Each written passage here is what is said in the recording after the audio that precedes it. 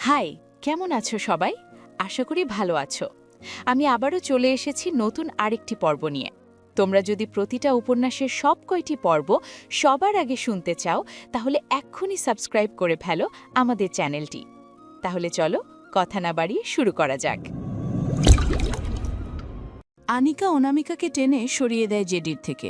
এরপর জেডির দিকে চেয়ে বলে, আমাদের সাথে মজা করছিস তুই? সন্ধ্যা তোর ভালোবাসার মানুষ, আর এইসবের পিছনে তুই ছিলি মানে? জেডি মাথা নাড়ল দুদিকে। এরপর হেসে বলে, এভি, সন্ধ্যাপ্রাণ, সৌম্য, সবার জীবন এলোমেলো আমার কারণে।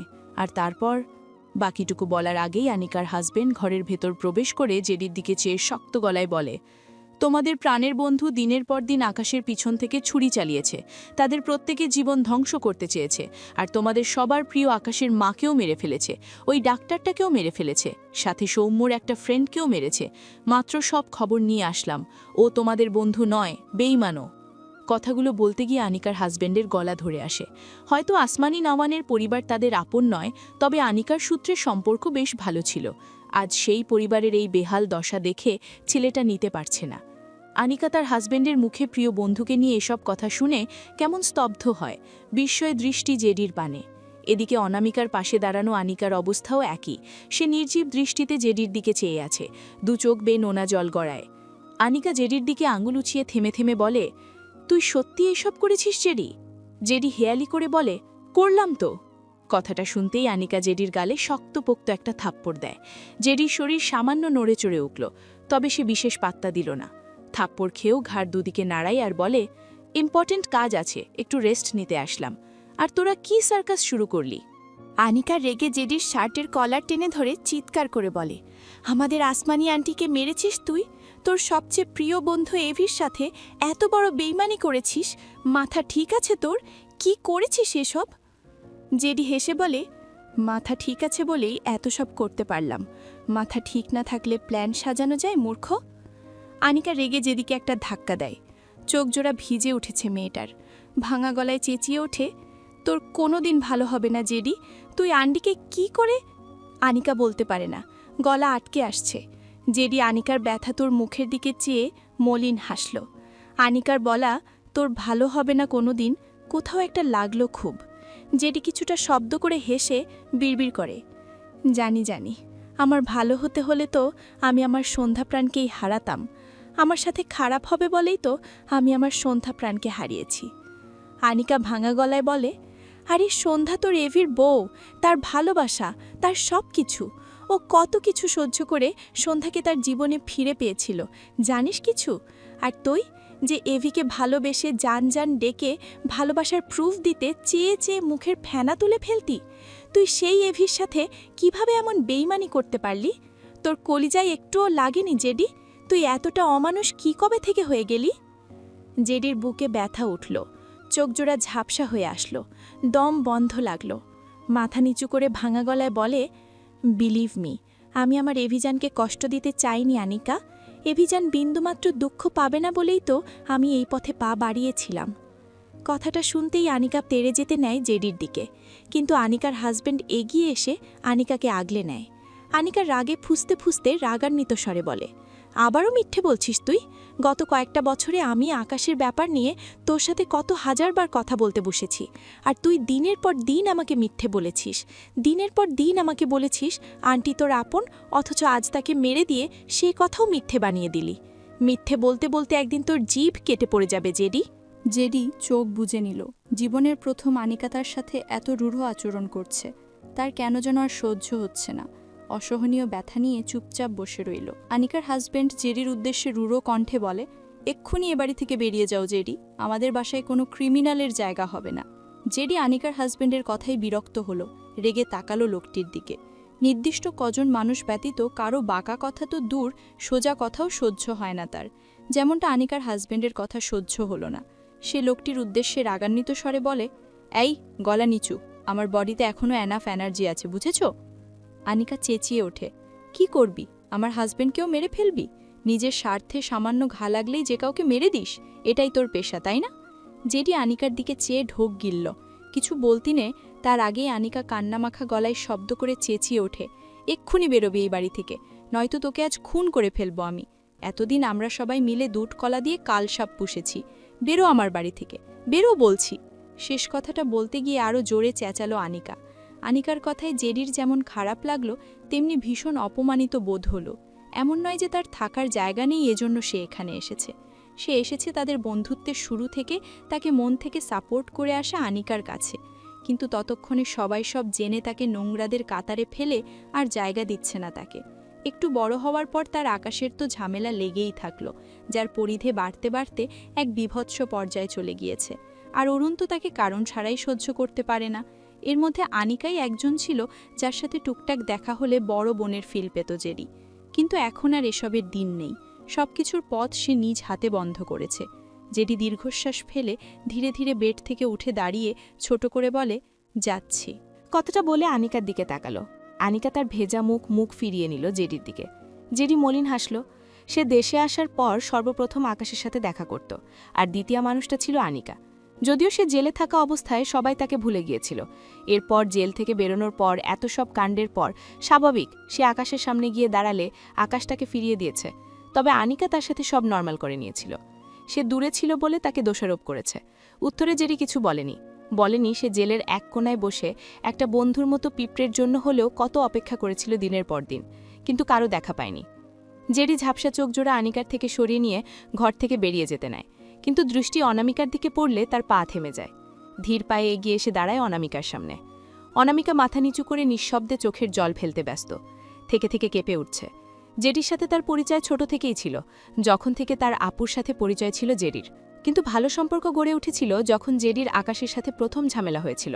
তখন জেডি আনিকার কাছে সমাধানের জন্য অনেক বেশি আসত, আর তখনই তার সাথে জেডির ভাই বোনের মতো একটি সম্পর্ক গড়ে উঠেছিল।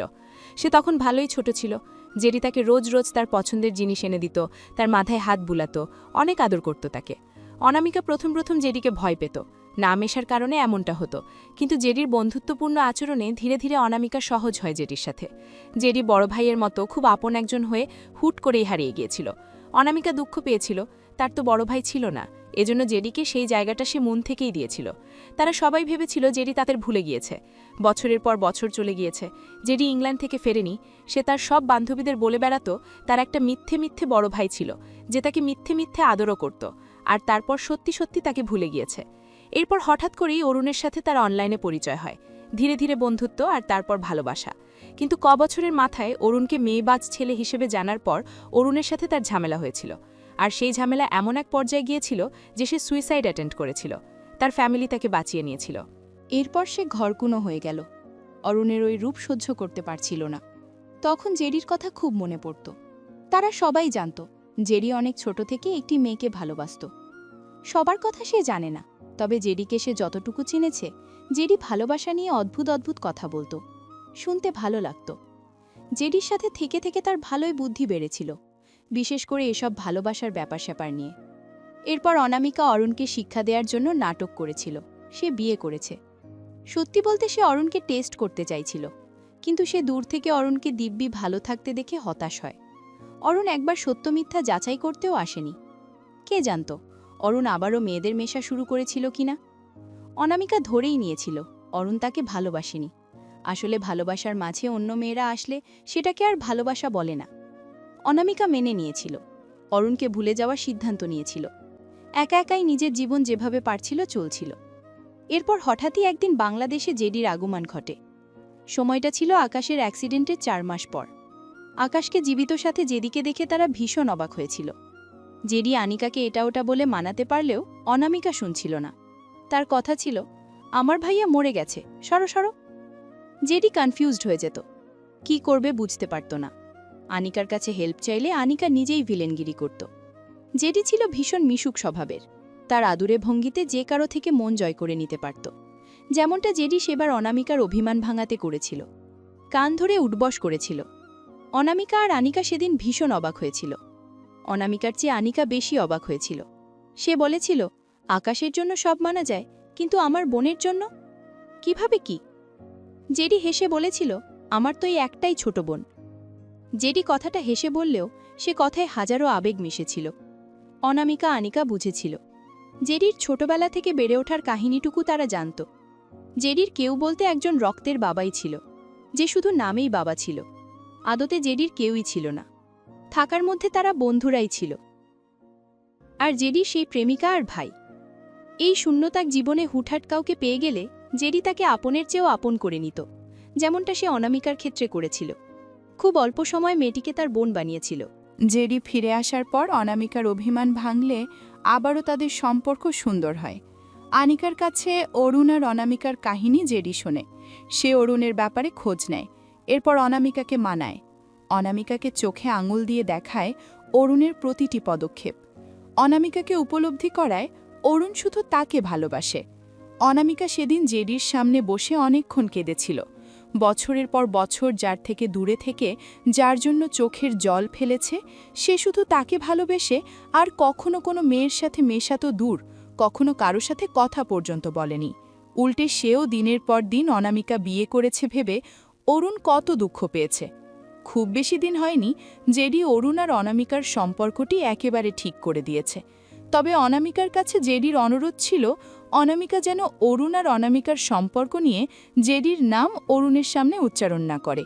অনামিকা কারণ জিজ্ঞেস করলে জেডি উচ্চস্বরে হেসে বলেছিল, কারণ আমি ওর শত্রু আর ও আমার। জেডির কাছে শুনে অনামিকা কেন যেন অনেক হেসেছিল। এরপর সে নিয়ে অরুণকে কিছুই বলেনি, জেডিকে দেয়া কথা রেখেছিল। তারপর জেডির মুখে আবারও সেই অচেনা নামক সন্ধ্যার কথা শুনে অনামিকা ভীষণ এক্সাইটেড হয়ে যেত তার জেডি ভাইয়ার ভালোবাসার মানুষটাকে দেখার জন্য। জেডি হাসতে হাসতে বলতো, আমার বরযাত্রী হিসেবে এভিজান আর তুই সবার আগে থাকবে, বাকিদের লাইন কিন্তু থাকবে না। আনিকা রেগে বলতো, হায় রে অকৃতজ্ঞ, আমার জন্যই আমার বোনটাকে পেয়েছিস, একটু মনে রাখিস। জেডি মাছি তাড়ানোর ভঙ্গি করে হেসে বলতো, তুই আমার খালা আর অনামিকা আমার ছোট্ট কিউট বোন, খালার সিরিয়াল নাই, দূরে যা। সেই পুরনো দিন হারিয়ে গেছে, নিমিষেই হারিয়ে গেছে সবকিছু। পুরনো সেই কথাগুলো ভেবে অনামিকার আরও দমবন্ধ লাগল। সে ধীরে ধীরে মাথা তুলে জেডির দিকে চেয়ে বলে, তুমি এসব কিচ্ছু করনি, তুমি মিথ্যে বলছো তাই না জেডি ভাইয়া? জেডি ঢোক গিলল, নিজেকে সামলে মৃদু হেসে বলল, মিথ্যে নয় অনামিকা, সব তো সত্য। তোদের প্রিয় আন্টিকে মেরেছি নিজের স্বার্থের জন্য, এটা মেনে নে। অনামিকার ফোপানির মাত্রা বাড়ে। সে কাঁদতে কাঁদতেই বলে, তাহলে তুমি নিজের স্বার্থের জন্য আমাকেও মেরে ফেলবে তাই না? জেডির বুকটা কেমন যেন করে উঠল। সে অসহায় দৃষ্টিতে তাকালো অনামিকার কান্নামাখা মুখের দিকে। কত হাজারবার যে এই মেয়েটার মাথায় স্নেহের হাত বুলিয়েছে সে, তার হিসেব নেই। মেয়েটাও কি আদুরে, বড় ভাইয়ের আদর পেতে সবসময় তার কাছে ঘুরঘুর করত। আর আজ তাকে প্রশ্নের সম্মুখীন হতে হচ্ছে সে তার স্বার্থের জন্য তার বোনটাকেই মেরে ফেলবে কিনা। জেডি অনামিকার থেকে তার ঝাপসা দৃষ্টিজোড়া সরিয়ে নেয়। এদিক ওদিক তাকিয়ে পলক ঝাপটে নিজেকে সামলায়। প্রসঙ্গ পাল্টে বলে, অরুণ তোকে ভীষণ ভালোবাসে, ওকে আর কষ্ট দিস না কেমন? আমাদের হয়তো আর দেখা হবে না, সাবধানে থাকিস। অরুণের সাথে বিয়েটা দ্রুত সেরে ফেলবি, আমি সব ব্যবস্থা করে রেখেছি। পিছন থেকে আনিকা রাগান্বিত সরে বলে, তোর এসব লোক দেখানো কাজ আমাদের লাগবে না, আমরা পঙ্গু না, সব কাজ আমরা নিজেরাই পারি। তুই প্লিজ চলে যা, শান্তি দে আমাদের, তোকে দেখলেই গা জ্বলছে আমার। জেডি অনামিকার মাথায় হাত দিতে নিচ্ছিল। আনিকার কথায় থেমে যায় তার হাত। বুকে ব্যথা উঠেছে খুব। কাঁপা ডান হাতটি সে ধীরে ধীরে অনামিকার মাথায় দিয়ে মলিন হেসে বলে, যাচ্ছি। অনামিকা অসহায় কণ্ঠে বলে, কোথায় যাবে তুমি? জেডি দীর্ঘশ্বাস ফেলে বলে, নিকৃষ্টদের জায়গা যেখানে সেখানেই যাব, তুই মন দিয়ে সংসার করবি কিন্তু। অনামিকা ঢোক গিলে বলে, আবারও ইংল্যান্ড চলে যাবে আর ফিরবে না? অনামিকার কথা শুনে জেডি একটু শব্দ করেই হেসে ফেলল, যদিও সে হাসিতে প্রাণ নেই। এরপর উল্টো ঘুরে একটু একটু করে এগিয়ে যায় আর ধরা গলায় বলে, দেখা যাক কোথায় যাওয়া যায়, তবে চিন্তা নেই, কারো সুখময় জীবনে আর আমি অধীরের কালো ছায়া ফেলব না। কথাটা বলে সে উল্টো পথে এগোয়। আনিকা মলিন মুখে জেডির দিকে চেয়ে রইল। এই প্রথমবারের মতো সে জেডির সাথে এত খারাপ ব্যবহার করল। এই প্রথমবার সে জেডিকে এক প্রকার তার বাড়ি থেকে তাড়িয়ে দিল। আনিকার দম বন্ধ লাগে। খুঁড়িয়ে খুঁড়িয়ে হাঁটতে থাকা জেডির পানে নোনা জল গড়ায়। বাঁ হাতে বেডের কোণা ধরে ফুপিয়ে ওঠে। শুনেছিল বড় বোনেরা নাকি মায়ের মতো হয়। সে জেডির বন্ধু ছাড়াও কি ছিল জানে না, তবে আজ বুকটায় ভীষণ এক শূন্যতা কাজ করছে। সে এসব মানতে পারছে না। জেডিকে এভাবে খুঁড়িয়ে খুঁড়িয়ে হাঁটতে দেখে অনামিকার আরও কান্না পায়। সে বড় বড় পায়ে কয়েক পা এগিয়ে এসে ভাঙা গলায় শব্দ করে ডাকে, জেডি ভাইয়া। জেডির চলন্ত পা থেমে যায় এক মুহূর্তের জন্য। ঢোক গিলল দুবার, এরপর আবারও এগিয়ে যায় সামনের দিকে। অনামিকার ডাককে অগ্রাহ্য করে সে এগোয়। ডান হাত উঠিয়ে শার্টের হাতা দিয়ে ঝাপসা চোখজোড়া মুছে নেয়। বিড়বিড় করে, তোদের সবাইকে ভীষণ ভালোবাসি আমি, আফসোস, এ কথা বিশ্বাস করার জন্য একটি পিঁপড়েও বোধহয় আর বেঁচে নেই। জেডির দুচোখ বেয়ে দুফোঁটা নোনা জল গড়ায়। দম বন্ধকর অনুভূতি নিয়ে সে এগিয়ে যায় কোনো এক গন্তব্যের উদ্দেশ্যে। ওদিকে অনামিকা থেমে নেই। সে জেডির পিছু পিছু আসছে তো আসছেই। দুচোখ বেয়ে নোনা জল থেমে নেই। মেয়েটি ব্যস্ত পায়ে এগিয়ে আসে আর কান্নামাখা গলায় বলে, জেডি ভাইয়া দাঁড়াও, আমার তোমার সাথে কথা আছে। তুমি মিথ্যে বলছো আমি জানি, কেন মিথ্যে বলছো বলে যাও আমায়। অনামিকার বলা কথা জেডির কানে আসলে তাকে অসীম অসহায়ত্ব ঘিরে ধরে। ঢোক গিলে শব্দ করে আওড়ায়, মিথ্যে বলছি না আমি, তুই ভেতরে যা অনামিকা, পিছু পিছু এসে আমাকে ডিস্টার্ব করছিস কেন? জেডি কথাগুলো বললেও তার পা থেমে নেই। সে অলরেডি আনিকাদের বাড়ি থেকে বেরিয়ে রাস্তায় এসে পড়েছে। ওদিকে অনামিকাও থেমে নেই। সে পিছু আসছে তো আসছেই। অনবরত ডাকছে জেডিকে। জেডি পায়ের গতি বাড়িয়ে এগিয়ে যায় তার গাড়ির দিকে। 3 মিনিটের মাথায় জেডি তার গাড়ির কাছে এসে দাঁড়ায়। দু হাতে গাড়ি আঁকড়ে ধরে চোখ দুটো বুজে নেয়। শরীরটা আর চলছে না, মনটা বড্ড ক্লান্ত। ডান দিক থেকে অনামিকার কান্নামাখা ডাক অনবরত ভেসে আসছে। জেডি আর নিতে পারছে না। সেই অল্প কয়টা দিনে সে অনামিকাকে কি খুব বেশি ভালোবাসা দিয়েছিল? এজন্য মেয়েটা এখনও তার পিছু পড়ে আছে। সবাই মুখ ফিরিয়ে নিলেও এই বাচ্চা মেয়েটা এখনও তার দিকে এগিয়ে আসছে। জেডি ডান দিকে ঘাড় বাঁকিয়ে ঝাপসা চোখে বিধ্বস্ত হয়ে ছোট ছোট পায়ে এগিয়ে আসে অনামিকার দিকে তাকায়। মেয়েটির মাথা থেকে ওড়না পড়ে গিয়েছে, পায়ে জুতো নেই।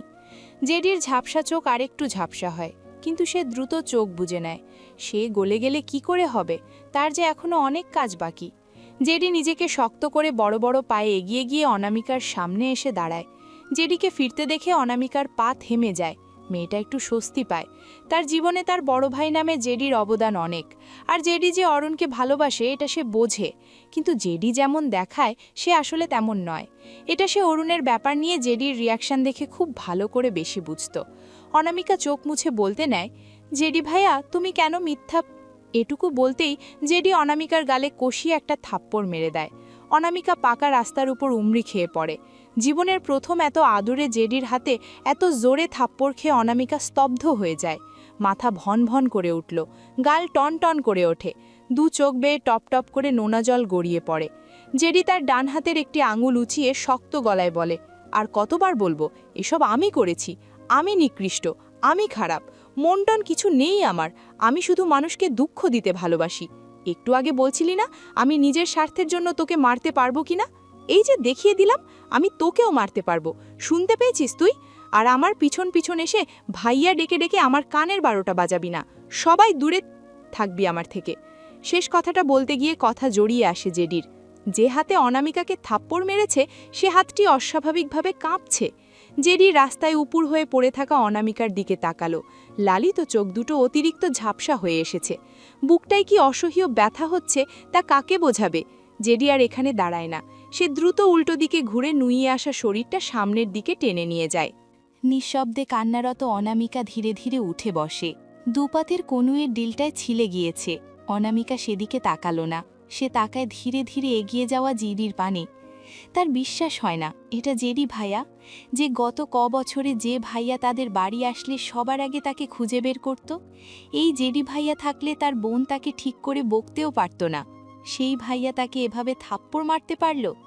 অনামিকা হ্যাংলার মতো আবারও জেডিকে ডাকতে নেয়। তখনই পিছন থেকে একটি শক্তপোক্ত পুরুষালী হাত অনামিকার মুখ চেপে ধরে। অনামিকার চোখের আকাশ বড় হয়ে যায়। দৃষ্টি এখনও জেডির দিকে। সে 2 হাত বাড়িয়ে জেডিকে ডাকতে চাইল, কিন্তু মুখ দিয়ে একটি টু শব্দটিও বের করতে পারল না। ওদিকে লোকটি এক হাতে অনামিকার মুখ চেপে ধরে রেখে আরেক হাতে অনামিকার 2 হাত শক্ত করে ধরে। অনামিকা মোচড়ানো শুরু করে। লোকটি অনামিকাকে টেনে তার গাড়িতে ওঠাতে ব্যস্ত। অনামিকা আগের চেয়েও শক্তি দিয়ে মোচড়াতে থাকে, কিন্তু সে লোকটির শক্তির সাথে পেরে ওঠে না। তার ব্যথাতুর দৃষ্টি এখনও জেডির পানে। চেপে ধরে রাখা মুখের আড়ালে নীরব চিৎকার করে ডাকল জেডি ভাইয়া বলে, কিন্তু জেডি একবারের জন্যেও এদিক ফিরল না। কি করে ফিরবে? সে তো মানুষের চিৎকারের শব্দ শুনতে পায়, কিন্তু নীরব চিৎকার তা কি করে শুনবে? সে ক্ষমতা তো আল্লাহ তাকে দেয়নি। নয়তো সে কি তার ছোট বোনকে বাঁচাতে ছুটে আসতো না, যাকে একটা থাপ্পড় দিয়ে 1000 কণা ব্যথা নিয়ে দুর্বল পায়ে সেই গচ্ছে? লোকটি অনামিকাকে টেনে মাইক্রো গাড়ির ভেতরে ছুঁড়ে ফেলে। অনামিকা চিৎকার দেওয়ার আগেই লোকটি অনামিকার উপর ঝুঁকে বাঁ হাতে আবারও অনামিকার মুখ চেপে ধরে। সামনে থেকে ড্রাইভার গাড়ির দরজা আটকে দেয়। এরপর সে গাড়ি স্টার্ট দেয়। এদিকে অনামিকা লোকটির থেকে ছাড়া পাওয়ার জন্য গলা কাটা মুরগির ন্যায় ছটফটায়। এতক্ষণে বুঝেছে সে এক জঘন্য লোকের কবলে পড়েছে। জেডি অনামিকাকে থাপ্পড় মেরে তার গাড়ির পিছনে এসে রাস্তায় বসে। হেলান দিয়েছে গাড়ির সাথে। সে কেমন নিস্তব্ধ হয়ে বসে আছে। যে এভিকে একটা ফুলের টোকা দেওয়ার কথাও ভাবত না, সেই এভিকে সে নিজে কত কষ্ট দিয়েছে। যেই সন্ধ্যার মুখ থেকে কখনো হাসি ফুরাতে দিবে না ভাবত, সেই সন্ধ্যাকে কত শতবার কাঁদিয়েছে। যাকে একটা বোন বানিয়েছিল, যে খুব আদুরে ছিল, তাকে কখনো একটি ছোট্ট আঘাত করার কথা কল্পনাও করেনি। আজ তাকে কত জোরে থাপ্পড় মেরেছে। জেডির দম বন্ধ লাগলো। জীবন তাকে আজ কোথায় এনে দাঁড় করিয়েছে। চারিদিকে শুধু অন্ধকার। সে না পেরে দুহাতে সর্বশক্তি দিয়ে মাথার চুল টেনে ধরল। আর এই জীবন বইতে পারছে না সে। একসময় ধীরে ধীরে নিজেকে সামলায়। এখনও তার কাজ বাকি। তাকে শক্ত হতে হবে। জেডি ধীরে ধীরে উঠে দাঁড়ালো। ডান হাতে দু চোখে জমা পানি ছিটকে ফেলে গাড়িতে দিয়ে উঠে বসে। রাস্তাটি ফাঁকা, চারিদিকে মানুষ নেই তেমন। মানুষের চলাফেরা খুব কম এদিকে। জেডি আশেপাশে একবার তাকালো। অনামিকা খুঁজল। দেখতে না পেয়ে ভাবল সে বাড়ির ভেতর চলে গিয়েছে। জেডি ডান হাতে আরেকবার ঝাপসা চোখজোড়া মুছে গাড়ি স্টার্ট দেয়। জেডির গাড়ি থেকে কিছুটা সামনের গাড়িটি সেই গাড়ি যে গাড়িতে এক বিকৃত মস্তিষ্কের লোক অনামিকাকে তুলে নিয়েছে। অথচ জেডি বুঝতেও পারল না, যাকে একটি সামান্য থাপ্পড় দিয়ে সে বারবার চোখ ভিজিয়ে ফেলছে, তার সে আদরে বোনকে তার সামনের গাড়িটিতে এক নরখাদক তার সতীত্ব হরণ করার খেলায় নেমেছে। সেই আদরে বোনের জীবন ধ্বংসের পথে নেমেছে। এদিকে গাড়িতে থাকা লোকটি অনামিকার গলা থেকে ওড়না টান মেরে সরিয়ে দেয়। এরপর অনামিকার মুখ সে ওড়না দিয়ে শক্ত করে বেঁধে দেয়। অনামিকা ছটফটিয়ে ওঠার সুযোগটুকু পেল না। তার আগেই লোকটির হিংস্র থাবায় নিরুপায় মেয়েটি বদ্ধমুখে চিৎকার করে ওঠে।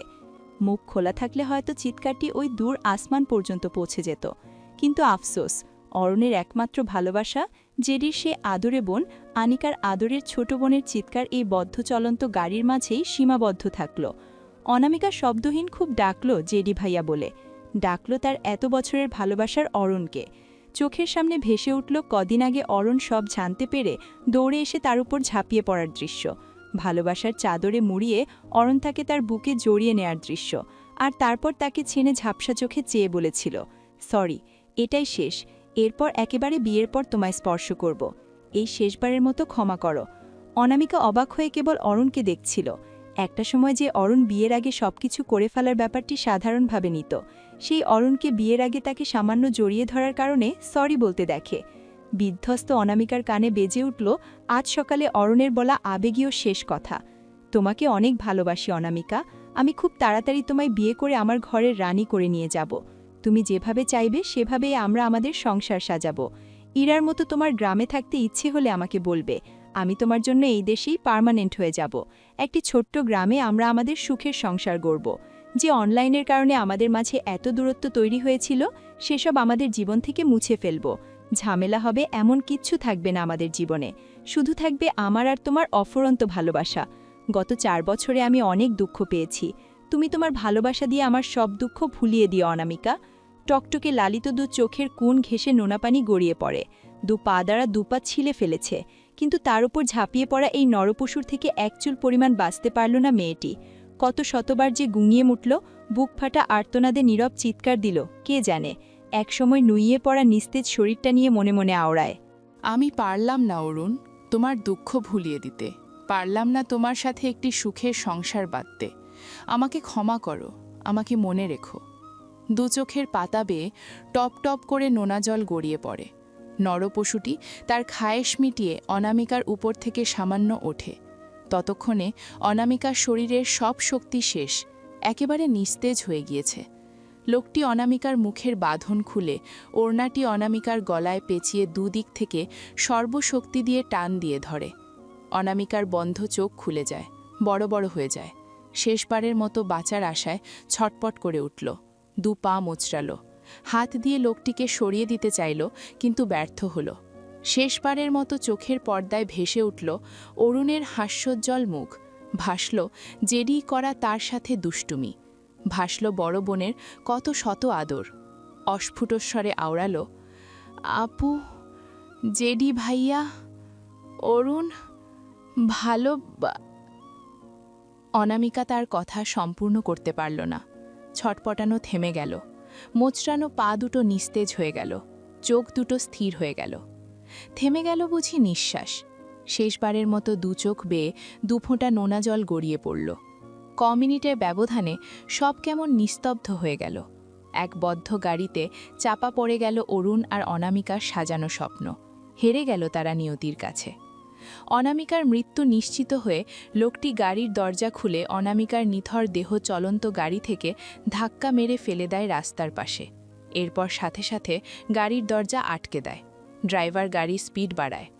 মাতাল ছেলেটি সিটে আয়েশ করে বসে একটি সিগারেট ধরায়। হাতের সাথে একটি কাপড় বাতলে দেখল রক্ত মাখা পায়জামা, যেটা অনামিকার পরনে ছিল। ছেলেটি বিরক্ত হয়ে গাড়ির জানালা দিয়ে পায়জামাটি ছুঁড়ে ফেলে দেয়। এরপর সিটে গায়ে এলিয়ে সিগারেট ফুঁকতে থাকে। জেডি বেশ অনেকক্ষণ যাবৎ সামনের গাড়িটির জন্য বিরক্ত হচ্ছিল, কারণ গাড়িটি ঠিকভাবে চলছিল না, ভীষণ আঁকাবাঁকা হয়ে চলছিল, যার ফলে সে গাড়িটি পাস করে সামনে যেতে পারছিল না। গাড়ি থামতে দেখে সে পাস করতে নিচ্ছিল, তখনই চোটে পড়ে গাড়িটি থেকে কাকে যেন ছুঁড়ে ফেলে দেওয়া হলো। জেডি সাথে সাথে গাড়ি ব্রেক কষে। সামনের গাড়িটি আবারও স্টার্ট দিলে জেডি কুঁচকে তাকায় রাস্তার পাশে। চোখ আটকায় পরিচিত জামা, যেটা সে কিছুক্ষণ আগে অনামিকার পরনে দেখেছিল। জেডির বুকটা হঠাৎ কেমন যেন করে উঠল। সে ঢোক গিলে নিজেকে বোঝালো, অনামিকা এখানে কি করে আসবে, ও তো বাড়ি চলে গিয়েছে। জেডি নিজেকে বুঝিয়ে সুঝিয়ে গাড়ি থেকে নেমে ধীরে ধীরে এগিয়ে এসে দাঁড়ায় মেয়েটির পাশে। উপুর হয়ে থাকায় চেহারা দেখতে পাচ্ছে না। দৃষ্টি পড়ল মেয়েটির হাঁটু সমান উন্মুক্ত রক্তাক্ত পায়ের দিকে। জেডি দৃষ্টি সরিয়ে নিল।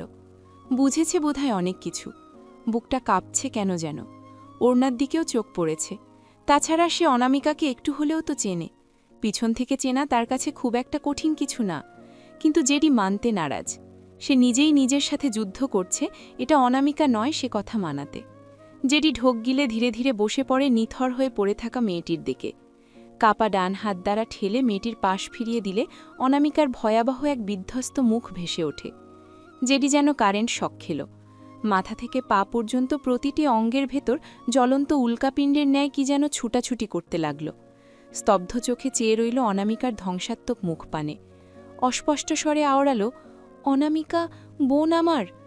দুচোখ ফেটে নোনা জল গড়াল। হঠাৎই ঝড়ের বেগে এগিয়ে এসে অনামিকার দুগাল নেড়েচেড়ে ভাঙা গলায় বলতে লাগল, এই অনামিকা, কি হয়েছে রে তোর? অনামিকা, এই অনামিকা, তোর এই অবস্থা কে করেছে? একবার তোর ভাইয়াকে বল, আমি ওকে বাঁচতে দেব না। শুধু একবার বল, কথা বল, অনামিকা। জেডির অহায়ত্বে ঘেরা কণ্ঠে নিঃশ্বাস থেমে যাওয়া অনামিকা সাড়া দিল না। যে কিছুক্ষণ আগে তার জেডি ভাইয়াকে চিৎকার করে ডেকেছিল, খুব করে চাইছিল তার জেডি নামের বড় ভাইয়া তার কাছে এসে তাকে বাঁচিয়ে নিয়ে যাক, এই তো জেডি এসেছে। জেডি ডাকছে অনামিকাকে, কিন্তু ততক্ষণে সময় ফুরিয়েছে। মেয়েটি যে আর সাড়া দিচ্ছে না। জেডি ডাকছে, খুব ডাকছে, কিন্তু অনামিকা একবারের জন্যও শুনতে পাচ্ছে না। জেডি সময় নষ্ট করল না। সে তার চোখজোড়া মুছে দ্রুত অনামিকাকে কোলে করে নিয়ে গাড়ির পিছনের সিটে শুইয়ে দেয়। অনামিকার গলায় পেঁচানো ওড়না খুলে অনামিকার পায়ের দিকটা ঢেকে দেয়। এটুকু কাজ করতে কতটা যে চোখের পানি গড়িয়ে পড়ল সে হদিশ নেই। জেডি বিড়বিড় করল, কিচ্ছু হবে না তোর, তোর জেডি ভাইয়া আছি, শুধু একটু অপেক্ষা কর। এরপর সে দৌড়ে গিয়ে গাড়ি স্টার্ট দেয়। হাই স্পিডে গাড়ি চালিয়ে কাছে পিঠের এক হসপিটালের সামনে এসে গাড়ি থামায়। ড্রাইভিং সিট থেকে নেমে এসে গাড়ির সিটে পড়ে থাকা নিথর অনামিকাকে কোলে তুলে নিয়ে এক প্রকার দৌড় লাগায় হসপিটালের ভেতর। হসপিটালের নিচতলাতে ফ্লোরে দাঁড়িয়ে আশেপাশে তাকিয়ে চিৎকার করে ডাকে, এই কেউ স্ট্রেচার নিয়ে এসো, আমার বোনের কি যেন হয়েছে, ও কথা বলছে না, কেউ আমার বোনকে একটু দেখে দাও, ওকে সুস্থ করে দাও। জেডির কথায় কত শত অসহায়ত্ব মিশে। সবাই জেডিকে চিনতে না পারলেও বেশিরভাগ মানুষই জেডিকে চিনতে পারছে, বিশেষ করে নার্স, ডক্টর। দুজন নার্স দ্রুত একটি স্ট্রেচার নিয়ে অনামিকাকে জরুরি বিভাগে নেওয়ার জন্য। জেডি সাথে অনামিকাকে স্ট্রেচারে শুইয়ে দিয়ে এলোমেলো ওড়না দ্বারা অনামিকাকে ভালোভাবে ঢেকে দিয়ে তার চোখ চোড়া মুছে নার্সগুলোর দিকে চেয়ে ভাঙা গলায় বলে, ওকে নিয়ে যাও, ফাস্ট। দুজন নার্স স্ট্রেচার টানে সামনের দিকে। অনামিকার ডান হাত স্ট্রেচার থেকে নিচের দিকে ঝুলে আছে। একজন ডক্টর এগিয়ে অনামিকার হাত ধরে পালস চেক করে নার্স দুটোকে থেমে যেতে বলে। স্যারের নির্দেশ পেয়ে নার্স দুজন থেমে যায়। ডাক্তারটি জেডির দিকে চেয়ে বলে, শি ইজ ড্যাড। কথাটা শুনতেই জেডি বোধহয় আগের চেয়েও বড় সড়ো একটা ঝটকা খেল। বিস্ময় দৃষ্টিতে তাকালো ডক্টরের দিকে। ডেড মানে? ও তো কিছুক্ষণ আগেই তাকে জেডি ভাইয়া বলে ডাকছিল। ও কিভাবে মরে যেতে পারে? জেডি তেড়ে গিয়ে ডক্টরের নাক বরাবর ঘুষি মেরে দেয়। চিৎকার করে বলে, ডেড মানে? ওকে মৃত বলার সাহস কোথায় পেয়েছিস তুই?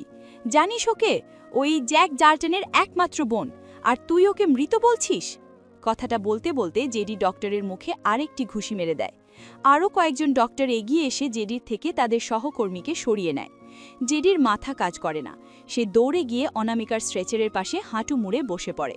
অনামিকার বাঁ হাত তার দু হাতের মুঠোয় নিয়ে ভাঙা গলায় বলে, অনামিকা, এই অনামিকা, উঠে পড়। তুই জিজ্ঞেস করছিলি না আমি মিথ্যে বলছি কিনা? আমি স্বীকার করে নিলাম, আমি সব মিথ্যে বলেছি। এবার তুইও উঠে ওই বেয়াদব ডাক্তারকে বল না ও তোর নামে মিথ্যে বলছে। স্বীকার কর তুই বেঁচে আছিস। এই অনামিকা। জেডি কথাগুলো বলতে বলতে অনামিকাকে কয়েকবার ঝাঁকালো, কিন্তু নিথর দেহটা নিজে থেকে এক চুল পরিমাণ নড়ল না। জেডি অনামিকার পাশ থেকে উঠে এসে আবারও সেই ডাক্তারের কাছে এসে দুহাত জোর করে বলল, আমি সরি, আর মারব না আপনাকে। আমার বোনটাকে বাঁচিয়ে দিন না। আমার আর কেউ নেই, আমাকে ভালোবাসার কেউ নেই, শুধু ওই একটু ভালোবাসত। ও আমার পিছু আসতে গিয়েই কি যেন হয়ে গেল। ওকে একটু বাঁচিয়ে দিন, আমার সব কিছু আপনাকে দিয়ে দিব, শুধু ওকে একবার বাঁচিয়ে দিন। প্রত্যেকে অবাক চোখে জেডির দিকে চেয়ে আছে। মনে হচ্ছে কোনো বাচ্চার খেলনা হারিয়ে যাওয়ার সে আবারও সেই খেলনা ফিরে পাবার আবদার করছে। জেডি কারো সাড়া না পেয়ে আবারও দৌড়ে অনামিকার কাছে এসে বসে। এইবার হঠাৎ চোখে পড়ে অনামিকার ফর্সা গলা বরাবর লাল দাগ। ব্যথাযুক্ত বুকে আরও তীব্র ব্যথায় চিনচিন করে উঠল। সে খুব উপলব্ধি করল কিছুক্ষণ আগে যে আদুরে বোনটা তার পিছু পিছু ছুটছিল ভাইয়া ভাইয়া বলে, সে আর তাদের মতো নিঃশ্বাস নিচ্ছে না। যে তার কাছে ছুটে আসছিল তার বলা কথাগুলোকে মিথ্যে প্রমাণ করতে, সে আর আসবে না, কখনো চোখ মেলে তাকাবে না, জেডি ভাইয়া বলেও ডাকবে না। ছেলেটা কেমন বাচ্চাদের মতো শব্দহীন কেঁদে উঠল। অনামিকার হাত তার দু হাতের মাঝে নিয়ে অনামিকার হাতে কপাল ঠেকিয়ে বিড়বিড়িয়ে আওড়ালো, একটা থাপ্পড়ই তো মেরেছিলাম, এর জন্য একেবারে ছেড়েই চলে গেলি? মিথ্যে মিথ্যে বলেছিলাম, আর জেডি ভাইয়া বলে কানের 12টা না বাজাতে, আর তুই সত্যি সত্যিই সেই ডাক মুখে না নিতে একেবারে হারিয়ে গেলি। আমাকে তোর মতো করে কেউ বিশ্বাস করে না অনামিকা, কেউ তোর মতো করে বোঝে না, কেউ আর আমাকে ভালোবাসে না। শুধু তুই এত কিছুর পরও আমার কাছে আসছিলি। কেন এসেছিলি? জানতিস না আমার ভাগ্য কেমন? পোড়া ভাগ্য আমার, তাই দূরে ঢেলে দিলাম। তুই সেই ভাগ্যে কেন পা রাখতে ছুটে এলি? কেন এত দুঃখ নিয়ে এই দুনিয়া ছাড়লি? এইটুকু বলে জেডির কথা জড়িয়ে আসে। যে ছেলেটা কিছুক্ষণ আগের অনামিকাকে বলল সে নাকি নিজের স্বার্থের জন্য অনামিকাকে মারতেও পারবে, যার ভাইয়া ডাক শুনে কত বিরক্তি প্রকাশ করেছিল, সে নেই বলে এখন তার কত আহাজারি। জেডির মনে পড়ে কিছুক্ষণ আগে অনামিকা তার পিছু পিছু ছুটছিল বলে সে মেয়েটিকে উল্টাপাল্টা কথা বলে থাপ্পড় মেরেছিল। কথাটা ভাবতেই জেডির আরও দম বন্ধ লাগল। অসহায় কণ্ঠে আওড়ায়, আমি আর মারব না তোকে অনামিকা, এবার তোর সব কথা শুনব, তোর পাশে বসব, তোকে একটি সুখের সংসার গিফট করব। আমি তোর বিয়ের জন্য কত কিছু কিনে লিখেছি, দেখবি না সেসব? অরুণ তোকে বিয়ে করার জন্য অপেক্ষা করছে। তুই না অরুণকে অনেক ভালোবাসিস, প্লিজ ফিরে আয়। কথাগুলো বলতে বলতে জেডির দু চোখ বেয়ে অজস্র অস্ত্র গড়ায়। জেডির একটি কথাও চিরদিনের জন্য ঘুমিয়ে যাওয়া স্ট্রেচারে পড়ে থাকা অনামিকার কানে গেল না। সে তো নিশ্চিতে ঘুমে, যে ঘুমে ঘুমন্ত ব্যক্তি কখনো বিরক্ত হয় না, আর না তো ভাঙে ঘুম, কেবল তার ঘুম সবাইকে কাঁদিয়ে ছাড়ে। দুপুরের পরপর আকাশ একটি ফাঁকা রাস্তার পাশে এসে বসে।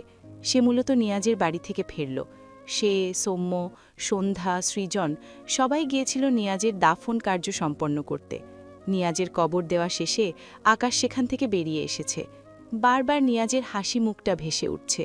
যে ছেলেটার মুখে কখনো দুঃখের ছাপ দেখেনি, যাকে দেখেছে সব সময় দুঃখ চাপা দিয়ে হাসতে, সে আজ একটা বারও চোখ মেলে তাকায়নি, একটা বারও কারো সাথে কথা বলেনি। নিয়াজের খাটিয়ার মাথার কাছে বসে সৃজনের সেই ডাক, সেই দৃশ্য চোখের সামনে ভেসে উঠল। ছোট্ট সৃজন নিয়াজের খাটিয়ার ওপর ঝুঁকে তার ডান হাত নিয়াজের মুখে বুলাচ্ছিল আর বলছিল, হিয়াজ মামা উঠো, হিয়াজ মামা উঠো বলছি, সবাই শুধু কাঁদে। তুমি উঠো, তাইলে আর কেউ কাঁদবে না। উঠো হিয়াজ মামা, তুমি শুধু ঘুমাচ্ছ কেন? আমাকে জেলি কিনে দিবা না? উঠো হিয়াজ মামা, উঠো উঠো। এভাবে কত শতবার ডাকতে ডাকতে এক পর্যায়ে ছোট্ট সৃজন ক্লান্ত হয়ে হতাশ হয়ে কেঁদে দিয়েছিল। যে নিয়াজ সৃজনকে দেখলে দূর থেকে ছুটে আসত, দেখা হলেই দুহাত ভর্তি সৃজনের দুহাত জেলি দিয়ে ভরে দিত। সে আজ সৃজনের এত এত ডাক উপেক্ষা করে কেবল শুয়ে রইল। সৃজনের কান্নার আওয়াজও তাকে বিন্দুমাত্র টলাতে পারল না। আকাশ ডান হাত দিয়ে ঝাপসা চোখ মুছে নিল। তখনই সেখানে জেডি অনামিকাকে তার কোলে করে নিয়ে আসে। আকাশের পাশ বরাবর হাঁটু গেড়ে বসে মৃত অনামিকাকে রাস্তার পাশে শুইয়ে দেয়। মৃদু শব্দ পেয়ে আকাশ বাঁ দিকে ঘাড় ফেরায়। চোখে পড়ে জেডি হাঁটু গেড়ে বসে তার দিকে মলিন মুখে চেয়ে আছে। আকাশ দৃষ্টি ফিরিয়ে নিতে চাইলে চোখ পড়ে মাটিতে কাউকে শুইয়ে রেখেছে। পুরো শরীর একদম সোজা, যেন কোনো মৃত মানুষ। মুখ থেকে পা পর্যন্ত ঢেকে রাখায় আকাশ দেখতে পায় না। আকাশ দৃষ্টি উঠিয়ে জেডির দিকে তাকালো। জেডির নির্জীব দৃষ্টি এখনও আকাশের দিকে। আকাশ ঢোক গেলল। সে দ্রুত এগিয়ে আসে, বাহাতে মাথা থেকে ঢেকে রাখা ওড়না টান মেরে সরিয়ে দেয়। দৃশ্যমান হয় অনামিকার বিধ্বস্ত মুখখানা। মেয়েটির মুখের চারপাশে অসংখ্য জায়গায় ক্ষত, ক্ষত গলার দিকে। আকাশের বুকটা ধক করে উঠল। এ তো আনিকার বোন। হয়তো আনিকার বোনের সাথে তার দহরম সখ্যতা ছিল না, কিন্তু মেয়েটি তার বান্ধবীর বোন, সম্পর্কে তারও ছোট বোন। শিমুর থেকে কমভাবে দেখে না সে মেয়েটিকে। সবচেয়ে বড় কথা, মেয়েটির সাথে আর কদিন পর অরুণের বিয়ে হওয়ার কথা ছিল। বান্ধবীর বোনের পাশাপাশি বন্ধুর বউও বলা যায়। মেয়েটির বয়স কি খুব বেশি? শিমুর চেয়ে বড়জোর 1-1.5 বছর বড় হতে পারে। সেই মেয়েটির অবস্থা এমন কেন? আকাশ কাপা ডান হাত এগিয়ে নিয়ে অনামিকার নাকের কাছে ধরলে বুঝল নিঃশ্বাস পড়ছে না। আকাশ কেমন নিস্তব্ধ হয়ে গেল। দেখেই বোঝা যাচ্ছে মেয়েটির সাথে অনেক খারাপ কিছু হয়েছে। আকাশ দৃষ্টি উঠিয়ে জেডির দিকে তাকালো। ঢোক গিলে বলে, ওর এই অবস্থা? মাঝখান থেকে জেডি বলে ওঠে, আমি করেছি। কথাটা শুনে আকাশের মনে হলো তার মস্তিষ্কের প্রতিটি নিউরনে এক ধরনের চিনচিনে ব্যথা ছড়িয়ে পড়ল। বিস্ময় দৃষ্টিতে তাকালো জেডির পানে। আকাশের দৃষ্টি দেখে জেডি হঠাৎই শব্দ করে হেসে ফেলল। প্রাণখোলা হাসিতে মেতে উঠল, যেন সে এই পৃথিবীর সবচেয়ে সুখী ব্যক্তি। আকাশ নির্বাক, অপলক চেয়ে রইল জেডির পানে। মিনিট দুয়েক পর জেডি নিজেকে সামলে রাস্তায় পা ছড়িয়ে বসল। এরপর বলে, এত অবাক হওয়ার কি আছে এভিজান? অরুণ আর আমি একে অপরের শত্রু, আর শত্রুর উঠবি তো আমার শত্রুই হবে, বন্ধু তো হবে না। তাই এই কাজ করে ফেললাম আর কি। এবার অরুণ অনেক দুঃখ পাবে। আমি ঠিক করিনি এভিজান। জেডি বলা কথাগুলো শুনে আকাশের বুকে চিনচিনে ব্যথা বাড়ল, চোখের কোণ দুটো ভিজে উঠল। এই একটা মানুষ কতগুলো মানুষকে মেরেছে, তাদের প্রত্যেকের থেকে সুখ কাটতে কাটতে এ কোথায় এসে ঠেকেছে। আকাশ কথা বলার ভাষা হারিয়ে ফেলে, ঢোক গিলে থেমে থেমে বলে, তুই না ওকে বোন ভাব? মাঝ থেকে জেডি হেসে বলে, মিথ্যে মিথ্যে বোন ভাবতাম, এটুকুও বুঝিসনি? আকাশের ভীষণ দমবন্ধ লাগল। মনে হচ্ছে কোনো এক অদৃশ্য শক্তি তার গলা চেপে ধরেছে। আকাশ হাঁসফাঁস করে ওঠে। এটা সেই জ্যাক যে তাদের কাউকে দুঃখ দেওয়ার কথা কল্পনাও করত না। এটা সেই জ্যাক? কি করে হয়? আকাশ ঝাপসা চোখে চেয়ে বলে, তুই এতটা অমানুষ কবে হয়ে গেলি জ্যাক? জেডি হাসল। হাস্যোজ্জ্বল মুখের চাপা পড়া বিধ্বস্ত মুখে একবার হাত বুলিয়ে বলে, আমি মানুষ কবে ছিলাম এবি? তোর মা যে আমাকে পছন্দ করত না, এর পিছনে কিন্তু খুবই সুন্দর আর যুক্তিগত একটি কারণ ছিল। যে ছেলে একটা মাছি মারতে পারত না, তাকে আমি মানুষ মারতে শিখিয়েছি। কোনো মাই এটা মানতে পারবে না, আর তোর মাও পারেনি, আর আমিও তোর সো কল্ড এত ভালো মাকে মানতে পারিনি। আকাশ কম্পিত কণ্ঠে বলে, এজন্য আমার মাকে সত্যি সত্যিই মেরে দিলি? জেডি ঘাড় চুলকায় আর হেসে বলে, দিলাম। মুহূর্তেই আকাশের রক্ত গরম হয়ে উঠল। সে অপর পাশ থেকে উঠে এসে জেডিকে টেনে ধাক্কা দিয়ে জেডির উপর উঠে তার দিকে সামান্য ঝুঁকে আকাশের দু হাতে যত শক্তি ছিল সর্বশক্তি দিয়ে জেডির গলা চেপে ধরে। জেডির চোখ দুটো বড় হয়ে যায়, তবে তার বাঁচার তাড়া দেখা গেল না। আকাশের ভাবটা এমন যেন আজ এক্ষুনি সে জেডিকে গলা টিপেই মেরে ফেলবে। এতটাই শক্তি খাটিয়ে জেডির গলা চেপে ধরেছে, অথচ আকাশের টকটকে লালিত দু চোখ বেয়ে অশ্রুকণা ঝরে জেডির মুখের উপর পড়ে। জেডি স্থির দৃষ্টিতে কেবল আকাশের দিকে চেয়ে রইল। এক পর্যায়ে এসে হঠাৎই আকাশের হুঁশ ফিরে। সে দ্রুত জেডির গলা থেকে হাত সরিয়ে নেয়, বিচলিত কণ্ঠে বলে, ঠিক আছিস জ্যাক? জেডি চোখ বুজে সমানে কাশছে। ব্যথায় বাম চোখের কোণ ঘেঁষে এক ফোঁটা নোনা পানি রাস্তায় গড়িয়ে পড়ে। আকাশ কথা শুনে একটু হাসল বোধহয়, যা অতি সূক্ষ্ম। জেডির সূক্ষ্ম হাসি আকাশের চোখে পড়ে। সে জেডির দিকে চেয়ে শক্ত গলায় বলে, মৃত্যু দোরগোড়ায় এসে দাঁড়ালে মানুষের বুঝি এতটাই অধপতন হয়? জেডি চোখ মেলে আকাশের দিকে তাকায়, মৃদু হেসে বলে, হয়তো। আকাশের পুরো শরীরে কি যেন ছুটোছুটি করতে লাগে, যার ফলে তার রাগ তরতর করে বাড়ল। অতঃপর রাগান্বিত স্বরে বলে, জীবনে অনেক খুন করেছি, কিন্তু ততটা বিভৎসভাবে কখনো করিনি যতটা বিভৎসভাবে তোকে খুন করব। Be ready. কথাটা বলে আকাশ উঠে দাঁড়াল। এরপর গটগট পায়ে উল্টো দিকে কয়েক পা এগিয়ে গিয়ে কাউকে কল করে এখানকার লোকেশন দিয়ে একটি অ্যাম্বুলেন্স পাঠাতে বলে। 5 মিনিটের মাথায় একটি অ্যাম্বুলেন্স এসে এখানে থামে। অনামিকার বডি অ্যাম্বুলেন্সে ওঠানো হলে আকাশ অ্যাম্বুলেন্সের দিকে এগিয়ে যেতে গিয়েও থেমে যায়। পিছু ফিরে তাকায় জেডির দিকে। জেডি এতক্ষণ একপাশে দাঁড়িয়ে মলিন মুখে অনামিকাকে দেখছিল। মাত্র আকাশের দিকে তাকালে দুজনের চোখাচোখি হয়। আকাশ পুরোপুরি জেডির দিকে ফিরে তাকালো। গলায় ঝুলানো চেন আর ডান হাতে বিদ্যমান চেন 2 হাতে দুটো টেনে ছিঁড়ে ফেলে।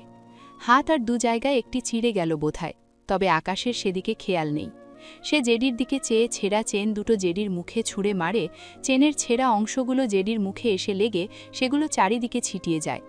আকাশ জেডির দিকে চেয়ে বেঁধে আসা গলায় বলে, এর চেয়েও জঘন্যভাবে আমাদের বন্ধুত্ব তুই নিজ হাতে ভেঙেছিস, তোর কোনো ক্ষমা নেই।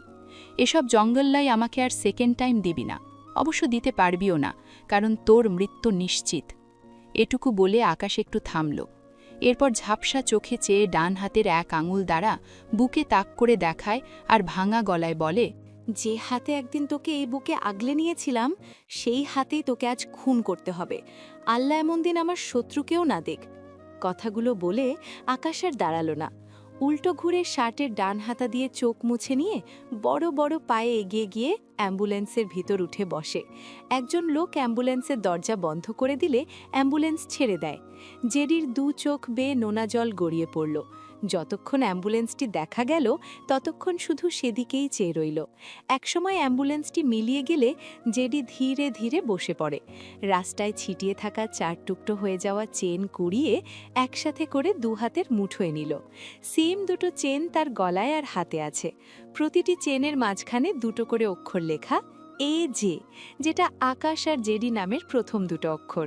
সেম ডিজাইনের চেন 4টে জেডি বানিয়ে নিয়েছিল, 2টো নিজের জন্য আর 2টো আকাশের জন্য। এর আগে যতবার ঝামেলা হয়েছে আকাশ এগুলো খুলে ফেলত, আজ একেবারে ছিঁড়ে ফেলল। আকাশ বলা সেই কথা বারবার কানে বাজল, এর চেয়েও জঘন্যভাবে আমাদের বন্ধুত্ব তুই নিজ হাতে ভেঙেছিস। জেডি বাচ্চাদের মতো চেনগুলো জোড়া লাগাতে চাইল, কিন্তু পারল না। বারবার ঝাপসা চোখ জোড়া মুছল আর চেষ্টা করতে লাগল, কিন্তু সে বরাবরই ব্যর্থ হল। খণ্ডিত হওয়া চেনগুলোর দিকে চেয়ে কফোটা চোখের পানি ফেলে ধরা গলায় বলে, তুই আরেকটি কথা বলতে ভুলে গিয়েছিস। এই চেনগুলোর মতোই আর বোধহয় কখনো আমাদের বন্ধুত্ব জোড়া লাগবে না রে এবিজান, কারণ আমার মৃত্যু নিশ্চিত। জানি আমাকে মারতে তোর ভীষণ কষ্ট হবে, তবে এই শেষবার তোকে সেই কষ্টটুকু দিতে চাই। কথাগুলো বলে জেডি তার অসহায়ত্বে ঘেরা দৃষ্টি চারিদিকে ঘোরালো। মনে হলো একপাশে তার হাস্যোজ্জ্বল সন্ধ্যা দাঁড়িয়ে আছে, আরেক পাশে তার প্রিয় এবিজান, আরেক পাশে তার বোন অনামিকা। সবার মুখে খুশির ঝিলিক, সবাই হাসছে তার দিকে। এককালে জেডির জীবন ঠিক এমনটাই ছিল। তাকে তার সন্ধ্যা প্রাণ খুব চাইত, ভীষণ ভালোবাসত তার এবিজান। আর অনামিকা করত দুষ্টুমি, কিন্তু আজ সবাই হারিয়ে গেছে তার জীবন থেকে। জেডির ছটফট লাগল। ঝাপসা চোখ দুটো তৃষ্ণার্ত ব্যক্তির ন্যায় ছোটাছুটি করছে, খুঁজছে তার হারিয়ে যাওয়া দিনগুলো, খুঁজছে হারিয়ে যাওয়া মানুষগুলোকে, কিন্তু কেউ কোথাও নেই। সব কেমন নিস্তব্ধ হয়ে রইল। জেডি ঝাপসা মলিন দৃষ্টিজোড়া নিচু করে ধীরে ধীরে উঠে দাঁড়ালো। এলোমেলো পায়ে উল্টো পথে হাঁটতে লাগল। মাথা তুলে একবার তাকালো মেঘলা আকাশপানে। ঠোঁটের কোণায় বিষাদে ঘেরা একটি সূক্ষ্ম হাসি ফোটায়, অথচ 2 চোখ দুঃখের অশ্রুতে ভরপুর। সেই দৃষ্টি আকাশপানে রেখেই হঠাৎই বিড়বিড়ি আওড়ালো, সব দিয়ে যার সব কেড়ে নাও, সব দিয়ে যার সব কেড়ে নাও, তার তো প্রাণে সয় না। তোমার দিলে কি দয়া হয় না? তোমার দিলে কি দয়া হয় না? বন্ধুরা, কেমন লাগলো এই পর্বটি? কমেন্ট করে জানাতে ভুলো না। খুব শীঘ্রই এই গল্পের নতুন পর্ব নিয়ে হাজির হব তোমাদের মাঝে। তাই এখনও সাবস্ক্রাইব করে না থাকলে দ্রুত সাবস্ক্রাইব করে বেল আইকন বাজিয়ে দাও।